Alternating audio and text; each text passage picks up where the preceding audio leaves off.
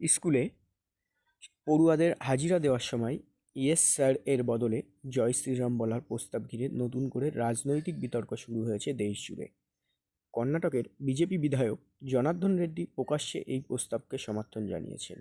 তার সেই বক্তব্যের একটি ভিডিও ইতিমধ্যেই সামাজিক যোগাযোগ মাধ্যমে ছড়িয়ে পড়েছে। ಪಕ್ಷಕ್ಕೆ ಸಂಬಂಧ ಇಲ್ಲ ಅಂದರೂ ಕೂಡ ಬಸವನಗೌಡ ಪಾಟೀಲ್ ಯತ್ನಾಳ್ ಅವರು ಭಾಳ ಒಂದು ದೊಡ್ಡ ಮಾತು ನಿನ್ನೆ ಹೇಳಿದ್ದಾರೆ.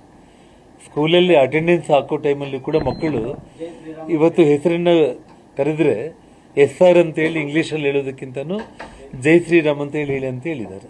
ಸೊ ಯಾಕೆಂದರೆ ಇವತ್ತು ভিডিওতে দেখা যায় গঙ্গাবতী কেন্দ্রের বিধায়ক মিস্টার রেড্ডি বলেছেন, স্কুলের শিক্ষক যখন পড়ুয়াদের নাম ধরে ডাকবেন তখন ইংরেজিতে ইয়েস স্যার না বলে জয় শ্রীরাম বলা উচিত। এই প্রস্তাব প্রথমে সামনে এনেছিলেন বিজেপির প্রাক্তন নেতা বাসনগৌড়া পাটিল ইয়াতনালা। জনার্দন রেড্ডির সেই বক্তব্যকে খুব ভালো প্রস্তাব বলে উল্লেখ করেন এবং তিনি জানান তিনি এই দাবিকে শতভাগ সমর্থন করেছেন।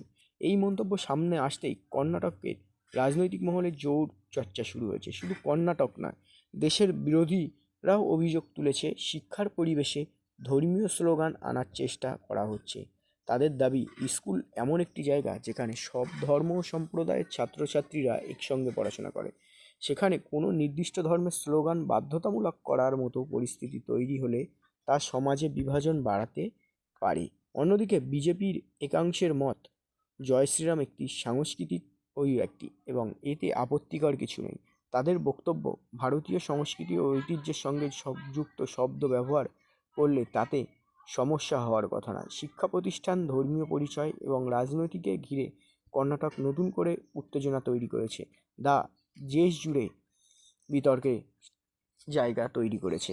বিষয়টি নিয়ে আগামী দিনে আরও রাজনৈতিক তরজা বাড়তে পারেই বলে মনে করছেন রাজনৈতিক মহল। Bureau report, BBP news.